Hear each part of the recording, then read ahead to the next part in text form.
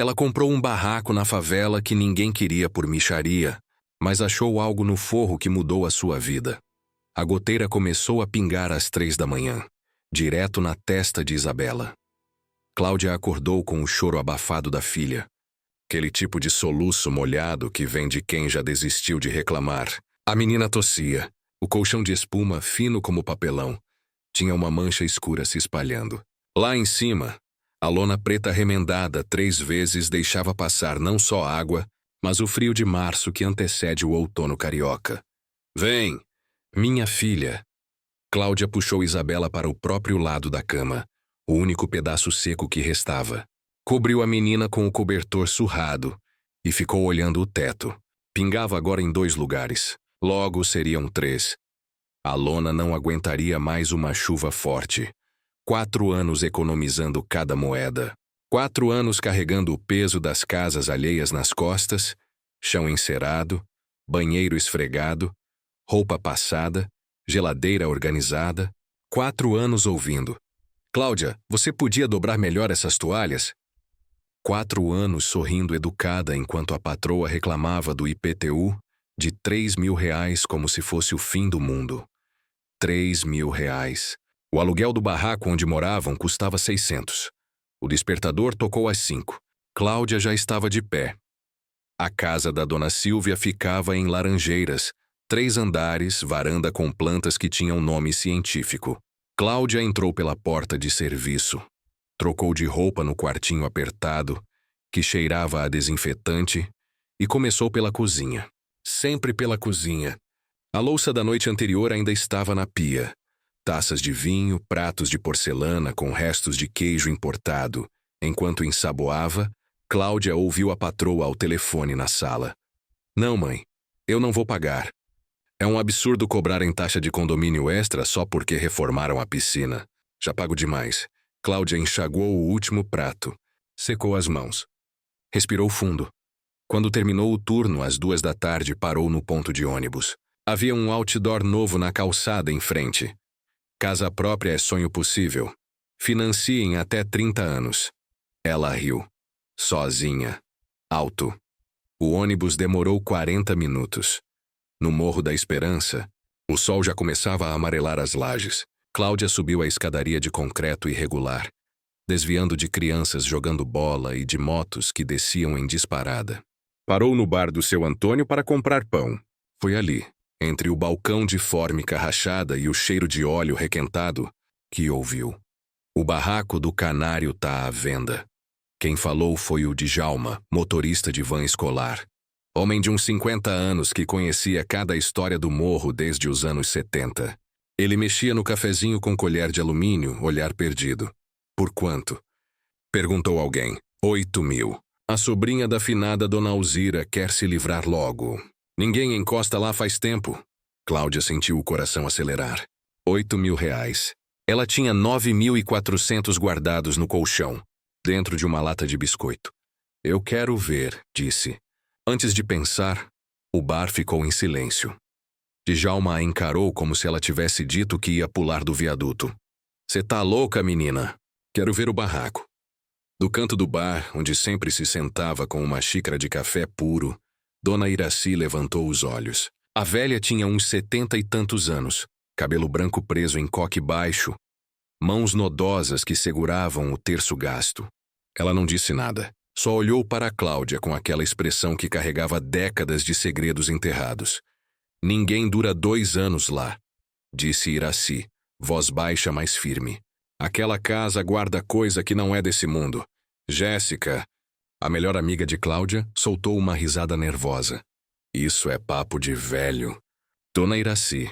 Barraco é barraco, mas Iraci não desviou o olhar de Cláudia. 3 famílias sumiram. Uma morreu queimada. Outra saiu no meio da noite e nunca mais voltou. A última foi a do Toninho Canário. Ele desapareceu em 78. Dizem que fugiu para o Paraguai. Dizem que está enterrado na mata. Dizem muita coisa, mas ninguém encontrou o corpo.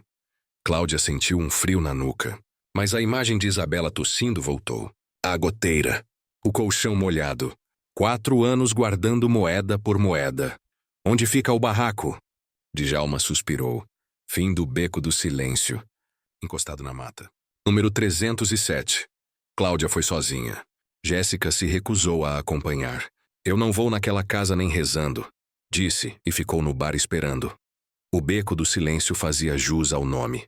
Quanto mais Cláudia subia, menos barulho havia. Não tinha criança brincando. Não tinha música saindo das janelas. Só o vento sacudindo as árvores da mata que cresciam logo atrás das últimas casas. O barraco, 307, era pequeno. 2 cômodos no máximo. Tijolos aparentes, reboco descascado, telhado de zinco remendado com pedaços de lona preta. A porta de madeira estava trancada com cadeado enferrujado. As janelas cobertas por tábuas pregadas por dentro. Cláudia colou o rosto no vão da porta. Cheiro de mofo. Escuridão completa. Ela deu a volta. Nos fundos a mata fechada avançava quase até a parede. Havia marcas estranhas no reboco. Riscos verticais, como se alguém tivesse arrastado as unhas. Cláudia tocou a parede. A superfície estava fria. Fria demais para um dia de calor. De dentro veio um barulho. Um estalo seco. Madeira rangendo. Cláudia recuou. O coração disparou. Ficou parada, a respiração presa, esperando outro som. Nada, ela voltou para a frente da casa. Olhou o número pintado na parede. 307. Olhou a rua vazia. Olhou a mata balançando ao vento. E pensou. 8.000 reais. 3 dias depois, Cláudia assinou um papel escrito à mão na mesa do bar do seu Antônio. A sobrinha de Dona Alzira, uma mulher magra de olhos fundos, recebeu o dinheiro sem contar. Enfiou no bolso e saiu correndo. Como se estivesse fugindo de algo. Dona Iraci estava lá. Observando quando a mulher saiu, Iraci se aproximou de Cláudia. Você comprou? Comprei. Então escuta bem, filha. A voz de Iraci era grave, cada palavra pesada. Não mexa no forro. Não abra o que está fechado. Tem coisas que devem ficar enterradas. Cláudia franziu a testa. É só um barraco velho, Dona Iraci. Não é a casa que te deve preocupar. É o que tem dentro dela. E o que tem embaixo. A velha segurou o braço de Cláudia com força surpreendente. Se você achar alguma coisa, qualquer coisa, não conte pra ninguém. Nem pra Jéssica. Você me ouve? Cláudia assentiu. Mais para se livrar do aperto do que por concordar. Iraci soltou o braço e voltou para o canto dela, murmurando algo que soava como reza. A primeira noite no barraco foi silenciosa demais. Cláudia improvisou 2 camas com colchonetes velhos que Jéssica emprestou. Isabela, animada com a novidade de ter casa própria, correu pelos 2 cômodos vazios rindo. Cláudia acendeu uma vela no canto. A luz ainda não tinha sido ligada. E preparou macarrão instantâneo no fogareiro. Comeram sentadas no chão. Isabela contou sobre a escola, sobre a professora nova, sobre o desenho que tinha feito. Cláudia escutava, mas os olhos vagavam pelas paredes. Manchas de umidade. Reboco solto. E lá em cima, o forro de madeira escura, irregular, com tábuas empenadas. Quando Isabela dormiu, Cláudia pegou a lanterna do celular e subiu no banquinho de plástico. Apontou a luz para o teto. O zinco tinha um rasgo. Dava para ver o forro por baixo. Algumas tábuas estavam soltas. Cláudia desceu. Deitou ao lado da filha. Ficou olhando o teto escuro. Às 2 da manhã, Isabela acordou chorando. Mãe, tem alguém andando lá em cima. Cláudia se levantou de supetão. Silêncio absoluto. Nem vento. Nem rato. Foi sonho, minha filha. Não foi, mãe. Eu ouvi. Parecia... passos. Cláudia pegou a lanterna, abriu a porta e saiu. A laje estava vazia. Nenhuma marca. Nenhum som. Só a mata balançando ao longe. Ela subiu no banquinho de novo e iluminou o teto.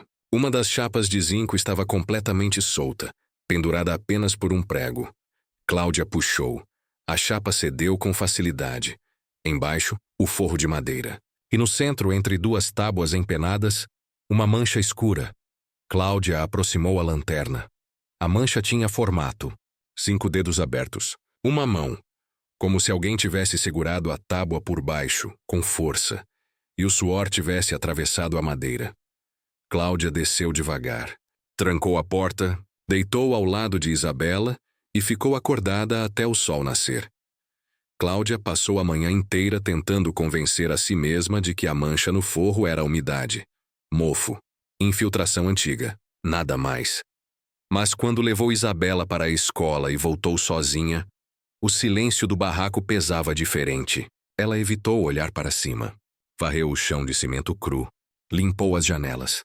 Organizou as poucas roupas em sacos plásticos pendurados em pregos. Qualquer coisa para não pensar. À tarde, Jéssica apareceu com marmita. Trouxe almoço. Sei que você ainda não arrumou o fogão direito. Comeram sentadas no chão, encostadas na parede fria. Jéssica falava sem parar. Fofoca do salão, cliente que não pagou, briga de vizinho. Cláudia ouvia pela metade. O olhar dela subia de vez em quando para o teto. Cê tá estranha, disse Jéssica mastigando. Arrependida? Não, só cansada. É porque essa casa é pesada, né? Eu te avisei. Cláudia forçou um sorriso. Você também acredita nessas histórias? Jéssica deu de ombros. Não acredito em assombração, mas acredito que lugar ruim atrai coisa ruim. E essa casa, sei lá, tem uma energia esquisita. Ela terminou de comer, levantou e foi até a porta. Antes de sair, virou-se. Qualquer coisa cê me chama, tá? Não fica aí sozinha quebrando a cabeça. Cláudia acenou. Quando Jéssica saiu, o silêncio voltou, mais denso. No dia seguinte, Cláudia decidiu que ia consertar o teto de uma vez. Não adiantava ter casa própria se a filha ia dormir molhada toda vez que chover. Pegou o dinheiro que sobrou da compra, apenas R$ 1.400, e desceu até a loja de materiais de construção no asfalto. Comprou 4 chapas de zinco novas, pregos, martelo emprestado. O dono da loja, um homem gordo de bigode grisalho, perguntou onde ela morava. Morro da Esperança. Barraco 307. O homem parou de anotar. Olhou para ela. Aquele do fim do beco? Esse mesmo, ele coçou a barriga pensativo. Cê comprou aquilo? Comprei. Sozinha? Sozinha. O homem balançou a cabeça devagar, como quem vê alguém cometendo um erro óbvio, mas irreversível. Boa sorte, moça. Cláudia pegou o material e voltou. Subiu o morro com as chapas nas costas, suando, as pernas tremendo. Quando chegou no beco do silêncio, viu Dona Iraci sentada na soleira da própria casa, 3 barracos antes do dela. A velha a observou em silêncio enquanto Cláudia passava. Vai mexer no teto? Perguntou Iraci. Vou. Sozinha? Sozinha, Iraci se levantou. Caminhou até Cláudia com passos lentos, apoiada numa bengala de madeira torta. Escuta uma coisa. A voz era firme, mas havia algo que soava quase como súplica. Não abre o forro. Troca o zinco, fecha por fora, mas não tira as tábuas de dentro. Cláudia largou as chapas no chão, exausta. Por quê? O que tem lá? Iraci desviou o olhar. Passou a mão no terço pendurado no pescoço. Tem coisas que, quando você enterra, tem que deixar enterrado. Entende? Não, não entendo. Então me faz um favor. Iraci segurou o braço de Cláudia de novo, com aquela força surpreendente. Se você achar qualquer coisa, não conta pra ninguém. Nem pra Jéssica, nem pra polícia, nem pra padre. Pra ninguém. Por que eu acharia alguma coisa? Iraci não respondeu. Soltou o braço e voltou para a casa dela mancando. Cláudia subiu na laje com as chapas novas. O sol batia forte.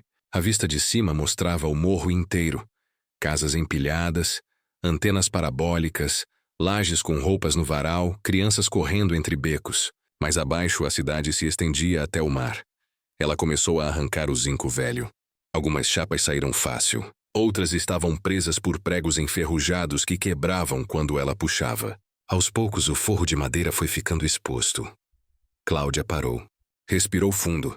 As tábuas estavam empenadas, algumas soltas. Dava para ver por entre as frestas a escuridão do espaço entre o forro e o teto interno. Ela pegou a lanterna do celular. Iluminou. Algo refletiu. Um brilho breve. Metálico. Cláudia desligou a lanterna. O coração acelerou. Ficou parada, de cócoras na laje, olhando para o buraco escuro entre as tábuas. Não mexe no forro, tinha dito Iraci. Mas a goteira já tinha estragado 2 tábuas. Se ela não consertasse logo, O teto interno ia desabar. Cláudia desceu da laje. Foi até a casa de Iraci. Bateu na porta. A velha abriu, olhou para ela e suspirou. Cê não vai me ouvir, né? Preciso consertar, dona Iraci. Minha filha tá dormindo embaixo de tábua podre. Iraci ficou em silêncio. Depois entrou na casa e voltou com uma chave de fenda velha. Toma. Se for mexer, pelo menos usa isso.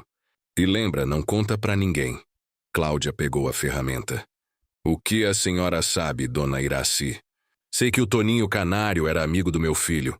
Sei que os dois morreram pro mesmo veneno. Ganância. Sei que tem coisa naquela casa que não é pra ser achada. Mas o que é?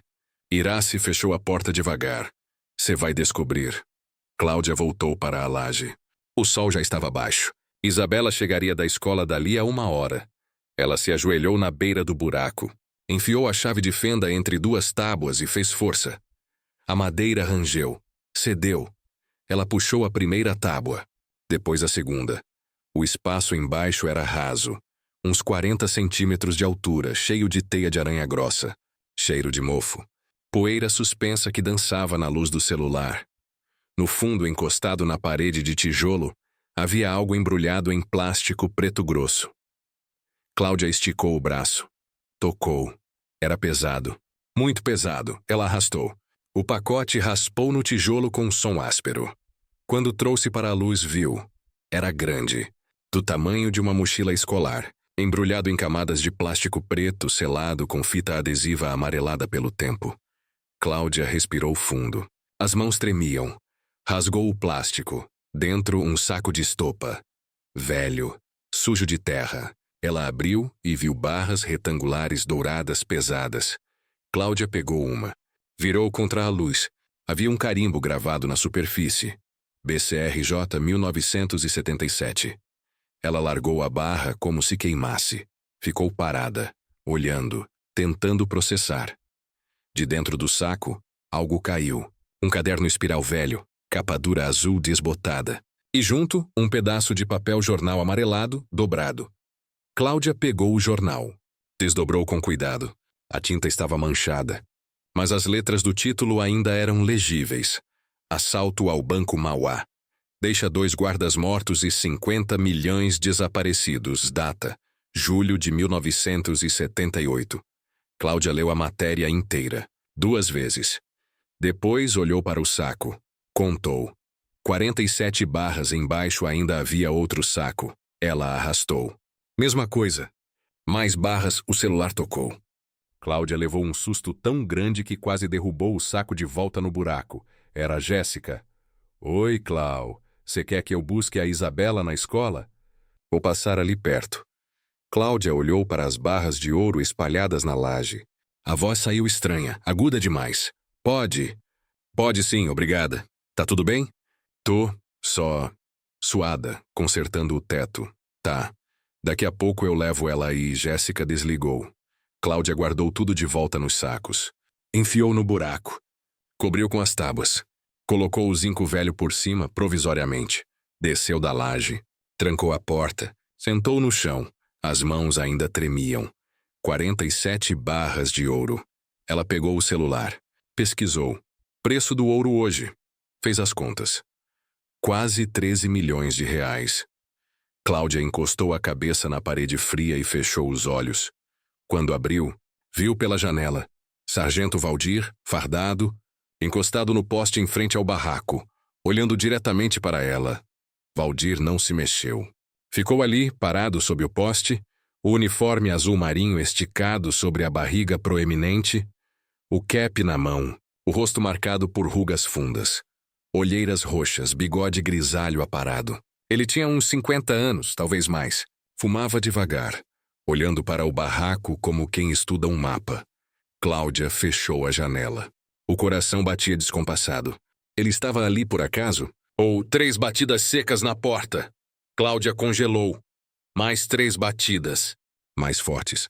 Dona Cláudia? Sargento Valdir, da UPP. Só uma palavrinha. A voz era grave, arrastada, cansada. Cláudia respirou fundo. Limpou as mãos suadas no short. Abriu a porta só uma fresta. Valdir estava a menos de 1 metro. De perto dava para ver os olhos vermelhos, as veias estouradas no nariz, o cheiro fraco de cachaça misturado com cigarro. Boa tarde, disse ele, forçando um sorriso sem graça. Desculpa incomodar. É só uma ronda de rotina. Você é nova aqui, né? Sou? Comprou esse barraco faz pouco? Comprei. Valdir balançou a cabeça pensativo. Olhou para os lados como se conferisse se alguém estava ouvindo. Você sabe a história dessa casa? Sei que ninguém morava. Pois é. Ele deu um passo à frente. Cláudia segurou a porta com firmeza, impedindo que ele entrasse. Valdir percebeu, parou. É que eu conheci o dono antigo, o Toninho Canário. A gente era, digamos, parceiro de uns trabalhos. Cláudia sentiu o estômago revirar. Parceiro? Informante. Ele me passava umas informações, eu facilitava umas coisas. Negócio antigo. Valdir coçou a nuca. Só vim dar um alô. Qualquer problema, qualquer coisa estranha que você achar aqui, me liga. Ele enfiou a mão no bolso e tirou um cartão amassado. Estendeu. Cláudia pegou. O cartão tinha o nome dele escrito à caneta.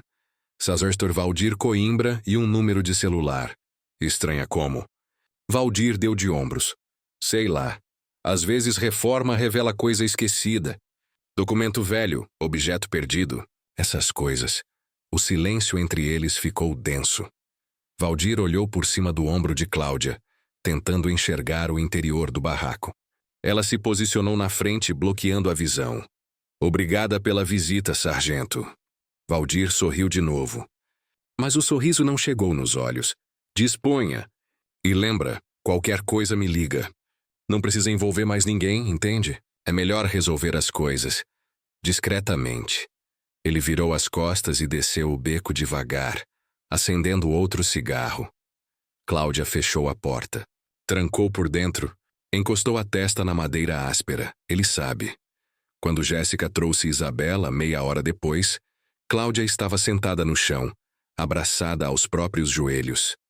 Mãe! Isabela correu para ela, mochila nas costas. A tia Jé me comprou picolé.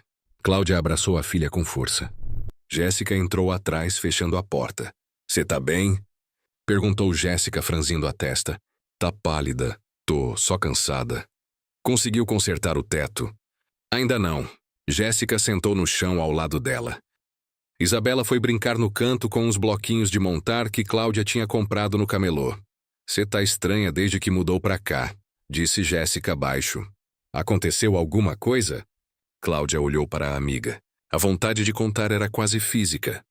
Um nó apertado na garganta, mas a voz de Dona Irace ecoou. Não conta pra ninguém, nem pra Jéssica. Não, nada.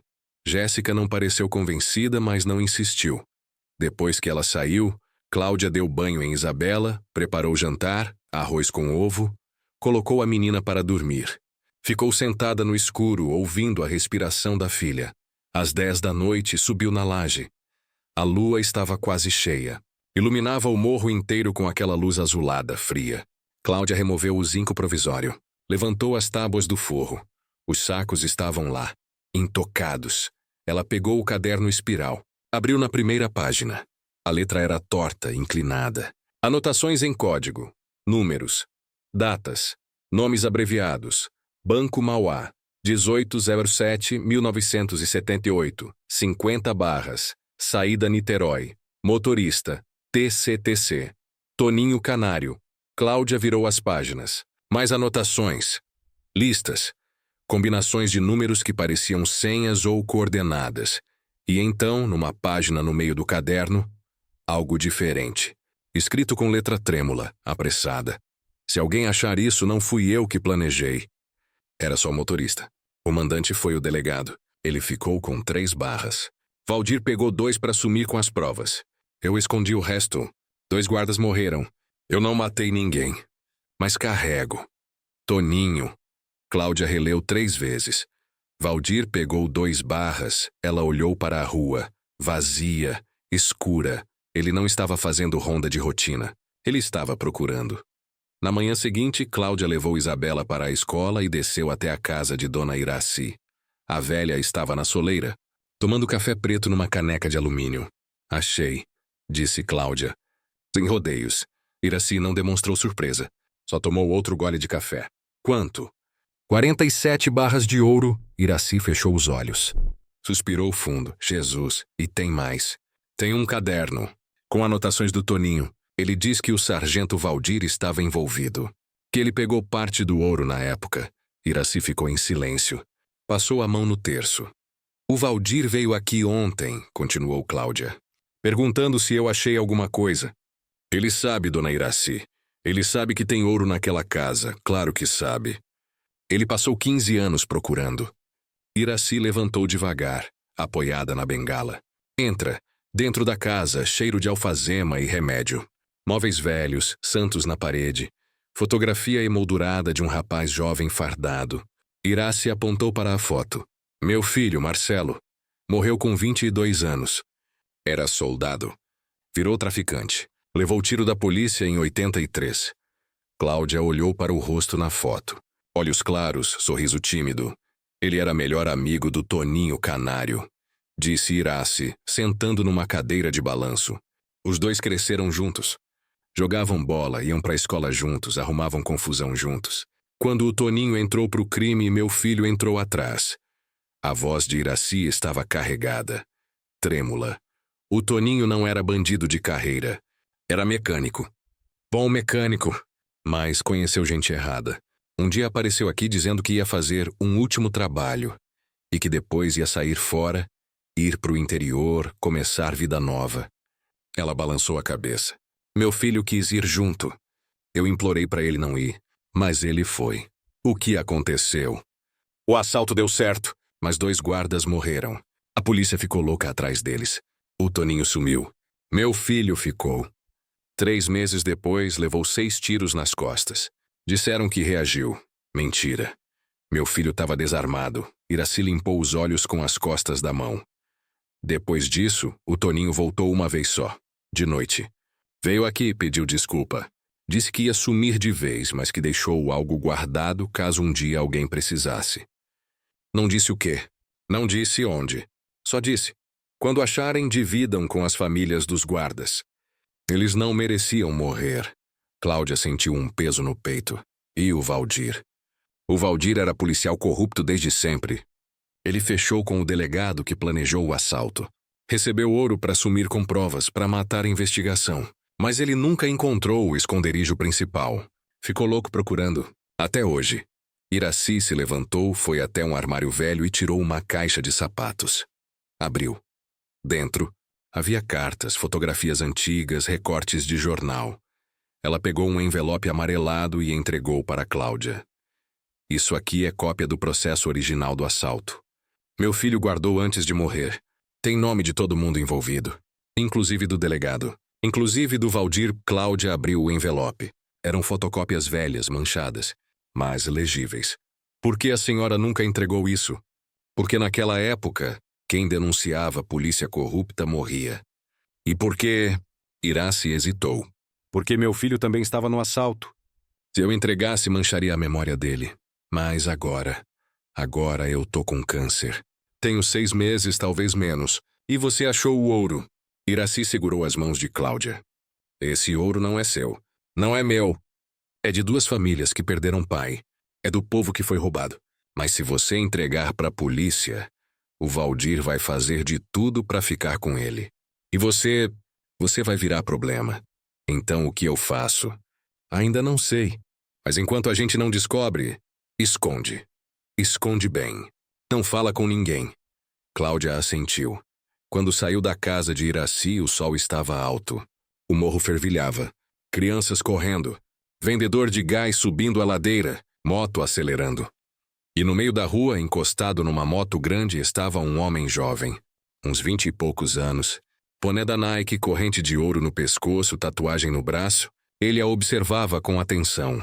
Cláudia passou por ele de cabeça baixa. E aí, vizinha? Disse o homem, voz jovem, mas dura. Você é a dona do barraco do Canário, né? Cláudia parou, virou-se. Sou, ele sorriu. Mas era um sorriso sem calor. Sou o menor. Gerente aqui do morro. Qualquer coisa que você precisar. É só falar comigo, tá? Tá? E se achar qualquer coisa estranha na casa, também. Porque tudo que tá no morro É do morro. Entendeu? Cláudia engoliu seco. Entendi. Menor deu tapinhas no guidão da moto. Ótimo, bem-vinda. Vizinha. Ele acelerou e subiu o morro, deixando uma nuvem de poeira para trás.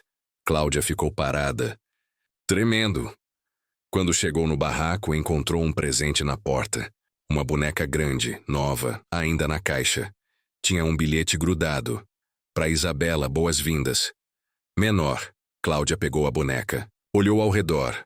Ninguém. Entrou. Trancou a porta. Subiu na laje e olhou para o buraco no forro. 47 barras de ouro. 2 homens perigosos querendo. E ela, no meio. Cláudia não dormiu naquela noite. Ficou sentada encostada na parede, de frente para a porta trancada, ouvindo cada ruído. O vento sacudindo o zinco. Um cachorro latindo longe. Passos na rua. Ou seria impressão?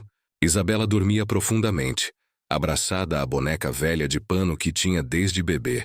A boneca nova, a do menor, estava jogada no canto. Cláudia não deixaria a filha tocar naquilo. Às 5 da manhã, desistiu de dormir. Ferveu água no fogareiro, fez café fraco, tomou em pé olhando pela janela. O morro começava a acordar. Luz acendendo nas casas.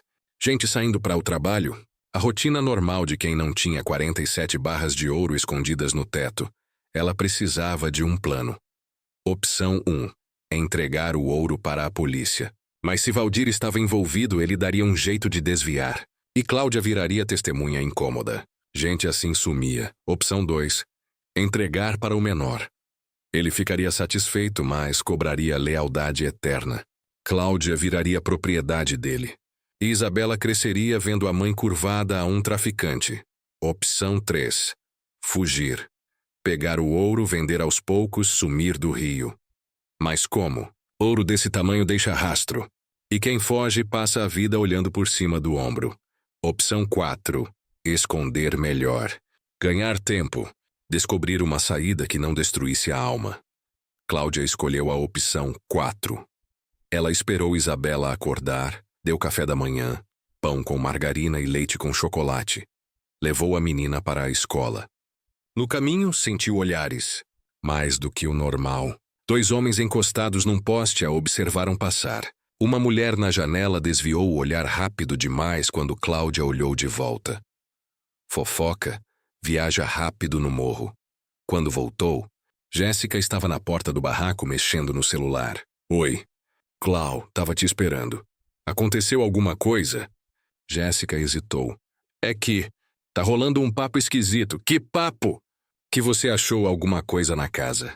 Tesouro do canário. Essas frescuras. Jéssica riu sem graça. Eu falei que era lorota, mas... Você sabe como é. O povo aqui adora inventar. Cláudia sentiu o sangue gelar. Quem tá falando isso? Não sei. Ouvi no salão. A dona Vera comentou. Aí a sobrinha dela repetiu. Aí espalhou. Mas de onde saiu isso? Jéssica deu de ombros. Sei lá. Fofoca nasce do nada aqui. Mas Cláudia sabia que não nascia do nada. Alguém plantou. Valdir, menor. Ou pior. Alguém tinha visto ela mexendo no teto? Jé, eu preciso te pedir uma coisa. Fala. Se alguém vier te perguntar qualquer coisa sobre mim, você não sabe de nada, tá? Não viu nada, não ouviu nada. Jéssica franziu a testa. Clau, você tá me assustando. O que tá acontecendo? Nada, só... Confia em mim. Jéssica ficou olhando para ela preocupada. Mas assentiu. Tá. Mas se precisar de ajuda... Eu sei. Obrigada. Depois que Jéssica saiu, Cláudia trancou a porta, subiu na laje e começou a transferir o ouro.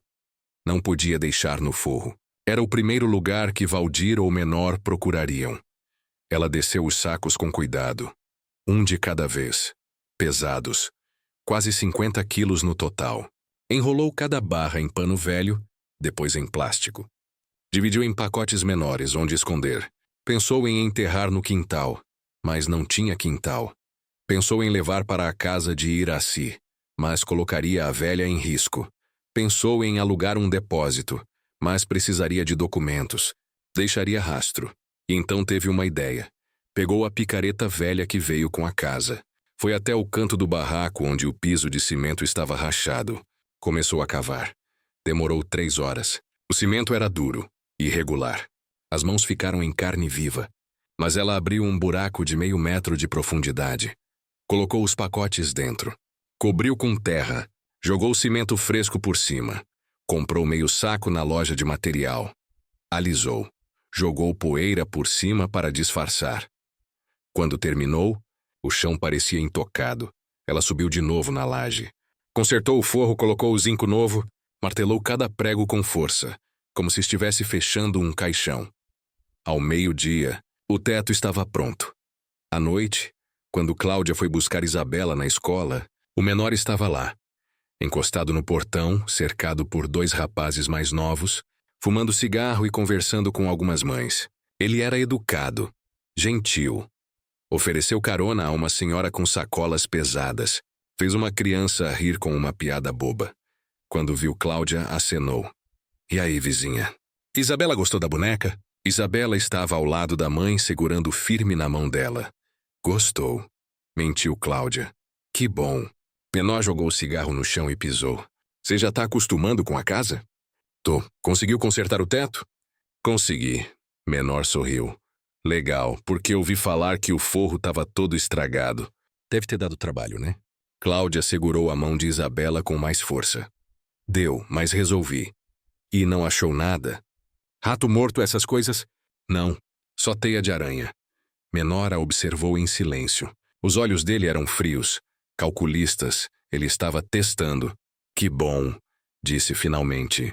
Porque se tivesse achado, sei lá, qualquer coisa valiosa, seria bom me avisar, pra gente manter a segurança da área.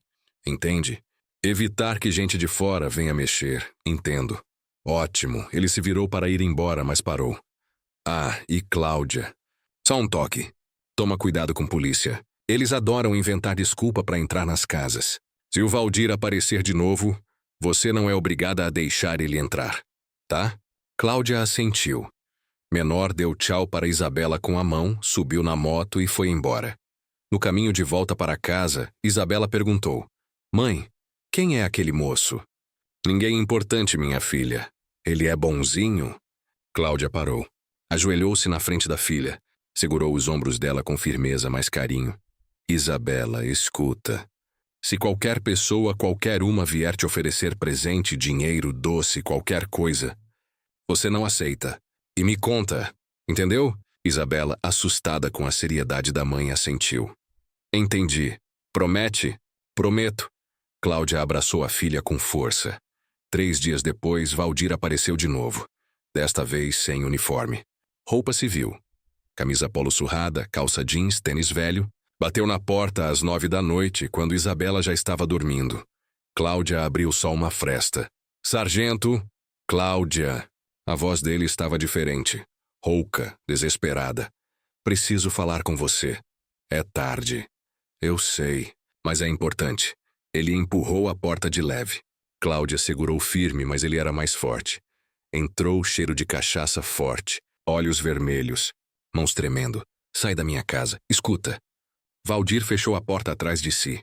Eu sei que você achou, tá na cara. Você consertou o teto em 3 dias. Sozinha, você não chamou pedreiro.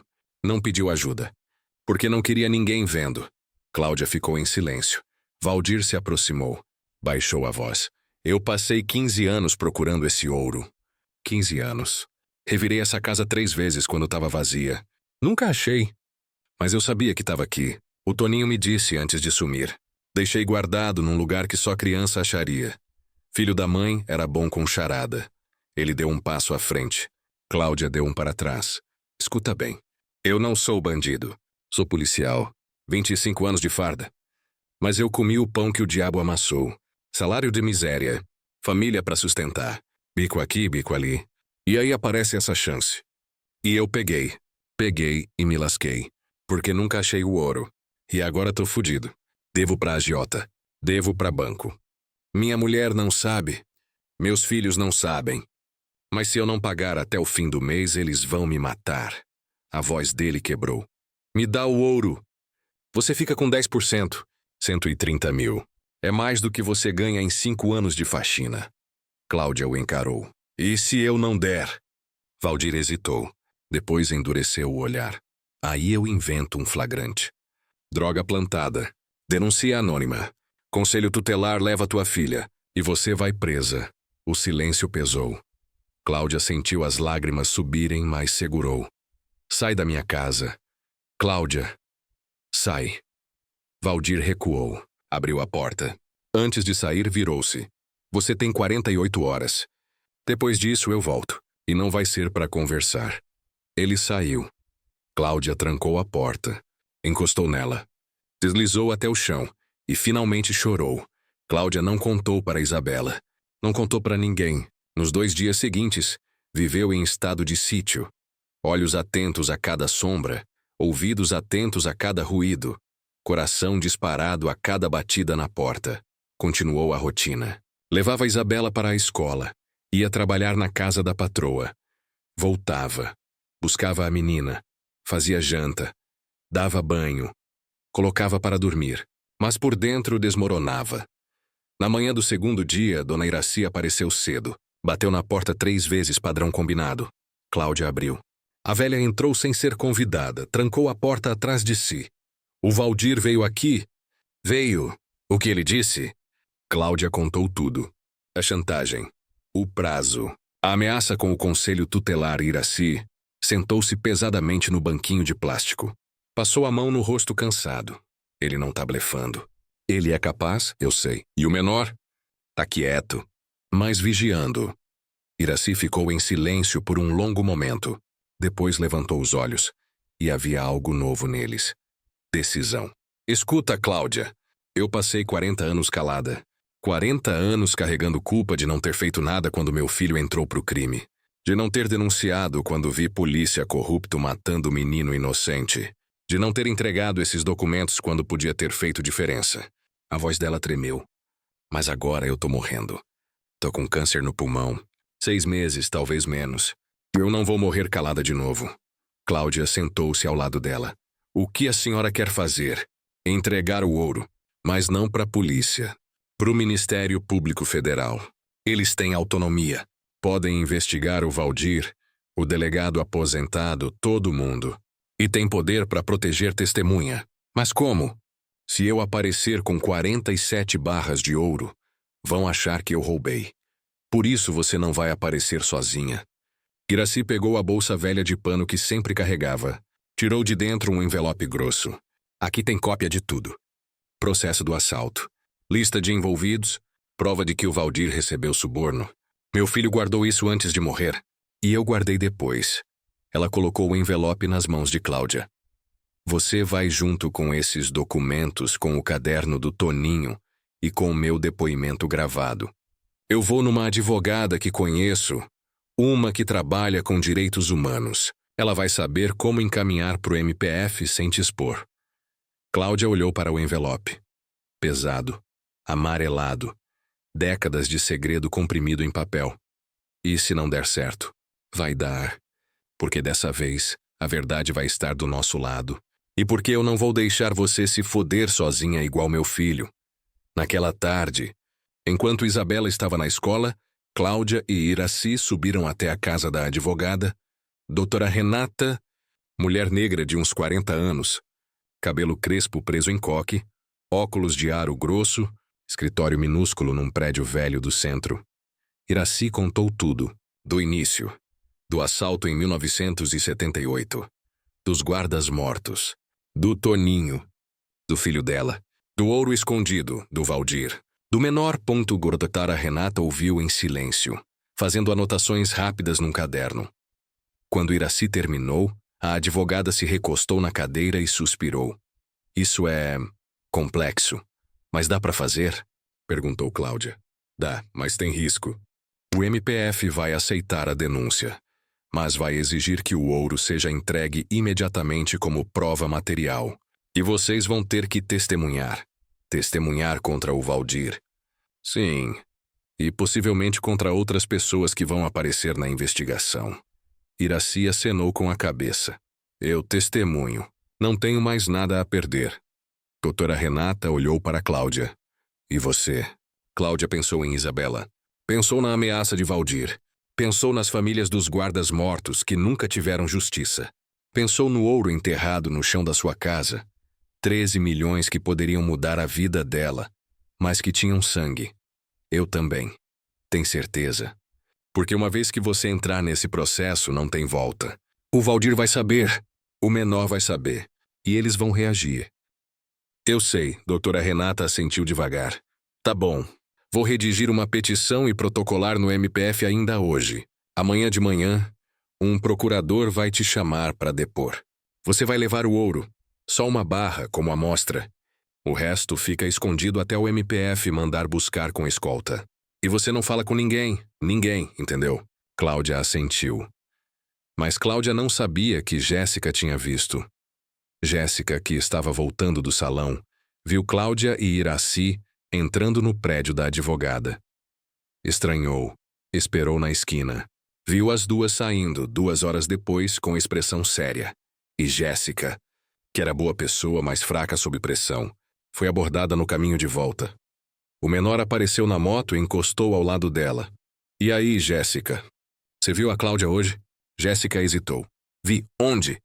No centro. Fazendo o quê? Jéssica olhou para os lados. 2 rapazes do menor estavam encostados num poste, observando. Ela estava com a dona Iraci. Entraram num prédio.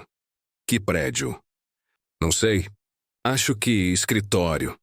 Tinha placa de advogado. Menor ficou em silêncio. Depois deu um tapinha no ombro de Jéssica. Gentil. Mas os olhos eram gelo. Valeu. Jé, cê é gente boa. Ele acelerou e sumiu morro acima. Jéssica ficou parada. Coração apertado, sentindo que tinha feito algo errado, mas não sabia bem o quê. Naquela noite, Cláudia mal conseguiu jantar. Isabela percebeu. Mãe, cê tá triste? Não, minha filha. Só cansada. A gente vai ter que sair daqui? Cláudia parou. Por que você tá perguntando isso? Isabela encolheu os ombros. Sei lá, sinto que alguma coisa vai mudar. Cláudia abraçou a filha com força. Pode ser que mude, sim, mas vai ser para melhor. Prometo. Isabela se aninhou no colo da mãe. Mãe, a gente não precisa de casa grande, nem de brinquedo caro. A gente só precisa de você. Cláudia sentiu as lágrimas subirem. Segurou firme. Eu sei, minha filha. Eu sei. Às 10 da noite, quando Isabela já dormia, Cláudia ouviu barulho na rua, vozes. Várias. Ela se levantou devagar. Foi até a janela, espichou por uma fresta da cortina improvisada. Menor estava na rua, com 6 rapazes armados, conversando baixo, gesticulando na direção do barraco dela. Cláudia sentiu o sangue gelar. Ele descobriu. Ela voltou correndo. Pegou Isabela no colo. A menina acordou assustada.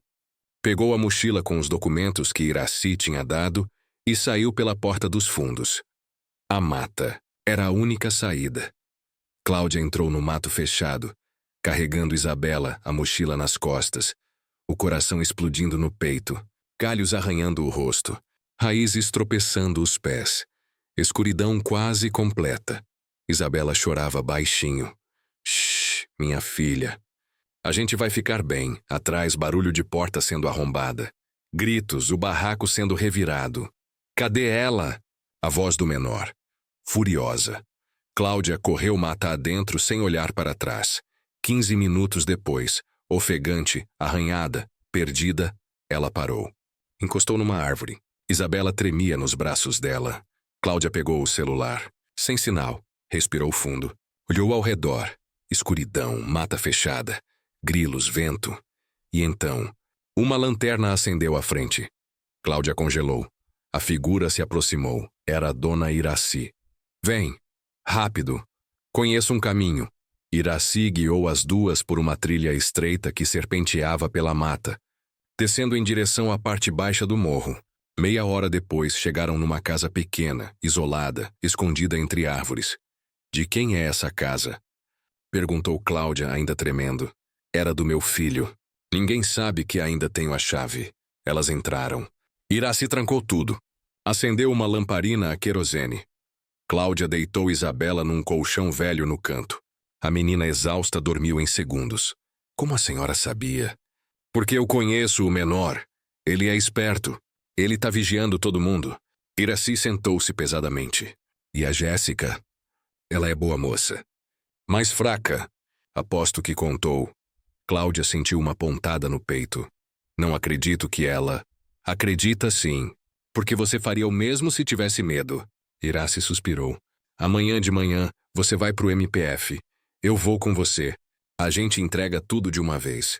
E reza para que eles ajam rápido. Cláudia olhou pela janela. Lá em cima, no morro, luzes de lanternas cortando a escuridão. Menor e seus homens ainda procurando. E o ouro? Fica onde tá, por enquanto. Quando o MPF mandar buscar, a gente diz onde. Mas agora, o importante é você e a menina ficarem vivas.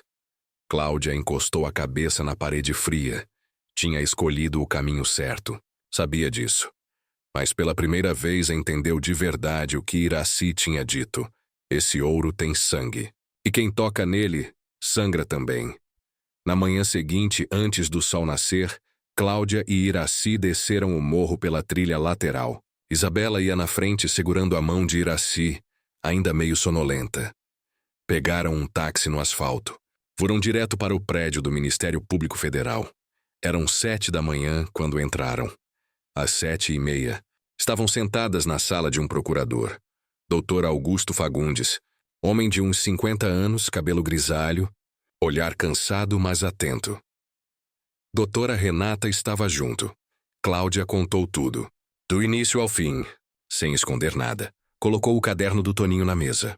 O envelope com os documentos de Iracy e uma barra de ouro embrulhada em pano. Dr. Augusto pegou a barra. Examinou o carimbo.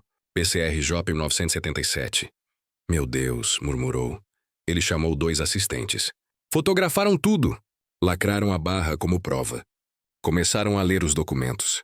2 horas depois, Dr. Augusto olhou para Cláudia. Você tem noção do que acabou de colocar em movimento? Tenho. Isso vai virar investigação federal. Vamos prender gente, polícia, talvez político. E você vai precisar de proteção. Você e sua filha. Eu sei, ele assentiu. Vou acionar a Polícia Federal agora. Eles vão recolher o resto do ouro hoje mesmo. E vão te levar para um lugar seguro até a situação se resolver. Cláudia olhou para Isabela, que estava sentada no colo de Iracy, brincando com o terço da velha. Quanto tempo? Não sei, semanas, talvez meses. Depende da investigação. Cláudia respirou fundo. Tinha feito a escolha. Agora só restava aguentar as consequências. Cláudia não contou para Isabela. Nos 2 dias seguintes viveu em estado de sítio. Olhos atentos a cada sombra. Coração disparado a cada batida na porta. Na manhã do 2º dia, Dona Iracy apareceu cedo. O Valdir veio aqui? Veio, me deu 48 horas. Ameaçou com conselho tutelar. Iracy sentou-se pesadamente.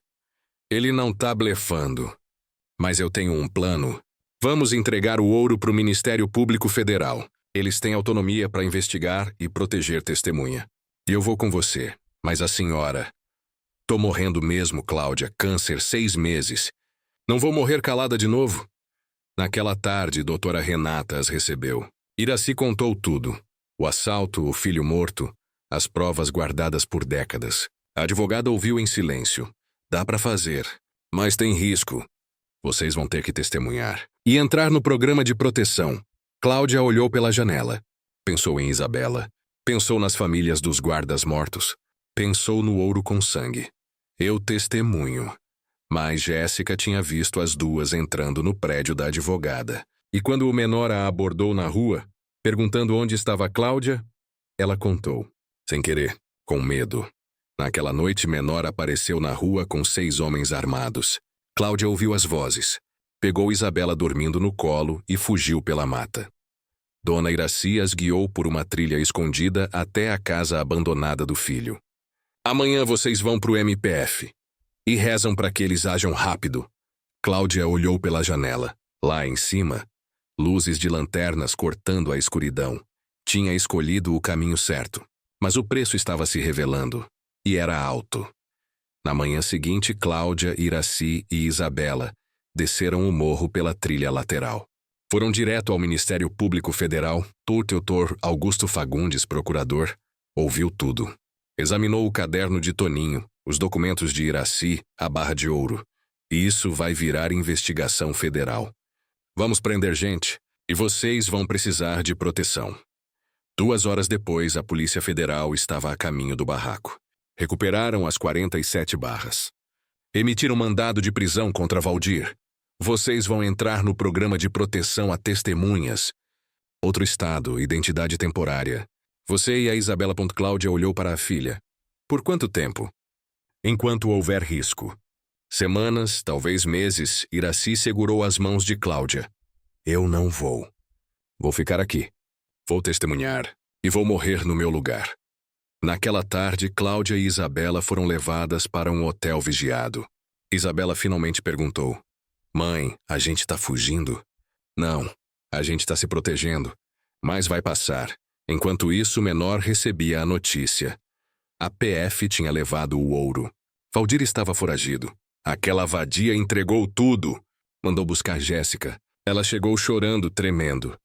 Eu juro que não sabia. Cala a boca. Vai embora. Mas se abrir a boca de novo, você some. Depois virou-se para os homens. Acha, a dona Iraci esperava na soleira da própria casa. Sozinha. Terço nas mãos. Menor apareceu à meia-noite. Onde está a Cláudia? Longe de você. Dona Iraci não me testa. Eu não tenho medo de você, menino. Você ainda tem escolha. Pode sair disso antes de perder completamente a alma. Menor ficou em silêncio. Depois virou as costas. Eu não vou te machucar. Mas se a Cláudia voltar, eu vou cobrar. 3 dias depois, Cláudia e Isabela foram levadas de avião para Goiânia. De lá para uma cidade pequena no interior. Casa simples. Quintal com galinheiro. Rua de terra.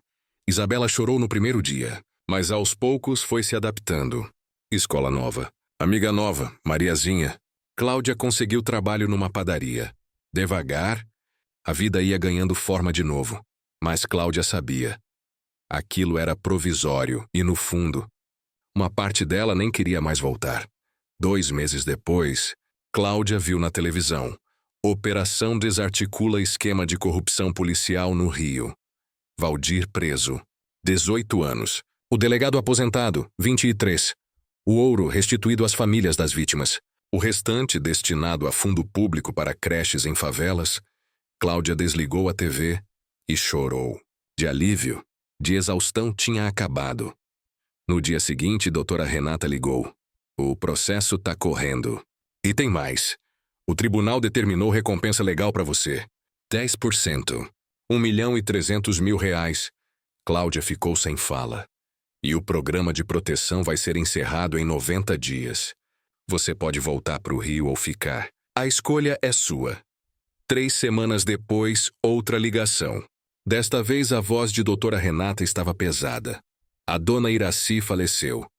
Ontem à noite. No hospital. E deixou uma carta para você. Doutora Renata leu. Cláudia, se você tá lendo isso, é porque eu já fui. Não chora. Eu vivi o que tinha que viver. Você escolheu a dignidade. Isso vale mais que todo o ouro do mundo. Agora vive. Constrói uma vida que você possa olhar nos olhos da Isabela e não sentir vergonha. Com carinho, Iraci. Cláudia desligou. E chorou até não ter mais lágrimas. Mais 1 mês passou. Doutor Augusto ligou. Valdir foi condenado. O delegado também. E o menor foi preso. Operação separada. Tráfico, associação criminosa. Vai ficar anos dentro. Cláudia soltou o ar que estava segurando. Então acabou. Acabou. E parte do ouro virou creche no Morro da Esperança. Nome oficial, Creche Iraci Moreira. 200 vagas, Cláudia conversou com Isabela. A gente pode voltar pro Rio se você quiser. Isabela pensou. Mas aqui também é bom, né? E lá no Rio, tem um moço ruim ainda? Ele tá preso. Então eu quero ficar aqui. Pelo menos por enquanto. 2 semanas depois, Cláudia voltou ao Rio. Sozinha, uma vez. Para fechar o ciclo, subiu o Morro da Esperança. O barraco 307 estava lacrado. Seu Antônio a recebeu no bar. Valdir preso. Menor preço. Tá mais calmo aqui. Você fez o certo. Jéssica apareceu. Magra, olhos fundos. Clau, eu sinto muito. Cláudia abraçou a amiga. Eu te perdoo. Já perdoei faz tempo. Depois foi ao túmulo de Iraci. Levou flores, lápide simples. Morreu de pé. Viveu de verdade. Cláudia ajoelhou. Tocou a pedra fria. Obrigada, dona Iraci, por tudo. 1 ano e meio depois, a vida tinha se estabilizado. Cláudia tinha padaria própria agora. Pão da Esperança. 2 lojas. 6 funcionários. Isabela, 10 anos, ajudava à tarde e queria fazer direito. A jabuticabeira do quintal crescia firme. Doutor Augusto ligou. A creche no Morro da Esperança foi inaugurada. 200 vagas. Nome: Creche Iraci Moreira. As famílias dos guardas pediram para te conhecer. Cláudia hesitou. Isabela disse: vai, mãe. Para ver que valeu a pena. 3 semanas depois, voltaram ao Rio. Dona Lourdes, 84 anos, viúva de um dos guardas, segurou as mãos de Cláudia. Obrigada. Por fazer o que ninguém fez em 46 anos. Elas choraram juntas. Joana, filha do outro guarda, contou. Com a indenização reformei minha padaria e dou oficina de panificação para mães desempregadas. São 12 mulheres ganhando o próprio dinheiro agora. Depois foram à creche. Prédio novo pintado de azul e amarelo. Crianças correndo. Placa de bronze na entrada com o nome de Iraci. No pátio, uma jabuticabeira pequena, plantada. Uma menina de 4 anos perguntou: essa árvore dá fruta? Ainda não, mas vai dar. E você vai poder comer. À noite, no túmulo de Iraci, Isabela disse: se um dia eu tiver filho, vou contar essa história. Vou dizer que coragem é fazer o certo mesmo com medo. Cláudia beijou a testa da filha. Você aprendeu direitinho. 5 anos depois, a jabuticabeira floriu pela primeira vez. Isabela, 15 anos, fotografou as flores brancas. Cláudia tocou o tronco. Demorou 8 anos. Mas deu. A padaria tinha crescido. 3 lojas. 15 funcionários. Isabela estudava e sonhava com faculdade de Direito. Joana ligou. As oficinas de panificação cresceram. 12 mulheres trabalhando. Tudo por causa do que você fez. Cláudia sentiu o peito aquecer. O ouro que tinha sangue agora virava pão. Dignidade, futuro. Em dezembro, voltaram ao Rio. A creche completava 5 anos. Festa, apresentação das crianças. A diretora chamou Cláudia para o palco. Essa creche existe por causa de uma mulher que escolheu fazer o certo quando era mais fácil fazer o errado. Entregou uma placa. A Cláudia Moreira, mulher de coragem. Com gratidão eterna. No pátio, a jabuticabeira também tinha florescido. Uma menina perguntou: essa árvore dá fruta? Ainda não, mas vai dar. E você vai poder comer. A menina saiu correndo, rindo. Isabela segurou a mão da mãe. Valeu a pena, né? Cláudia olhou ao redor. A creche, as crianças. A árvore. Valeu cada segundo. 10 anos depois, a jabuticabeira do quintal deu frutos.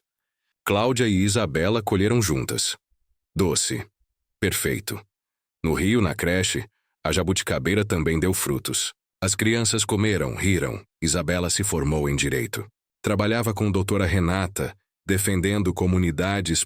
Cláudia, 52 anos, tinha 3 padarias. Doava pão para creches toda semana, em memória de Iraci. Naquela noite, Cláudia releu a carta antiga. A verdadeira riqueza não tá no ouro. Tá em poder olhar para os olhos da sua filha e não sentir vergonha. Olhou pela janela. A jabuticabeira balançava ao vento, cheia de frutos, cheia de vida. Ela tinha encontrado um saco de ouro e escolhido devolver. Não ficou rica, não ficou famosa, mas ficou livre. Plantou uma árvore que daria frutos por 100 anos. Criou uma filha que mudaria o mundo. Ajudou a construir uma creche que alimentaria gerações. Honrou a memória de Iraci. O ouro nunca foi dela, mas a dignidade, essa ninguém poderia tirar. E isso valia mais do que 47 barras de qualquer metal precioso do mundo.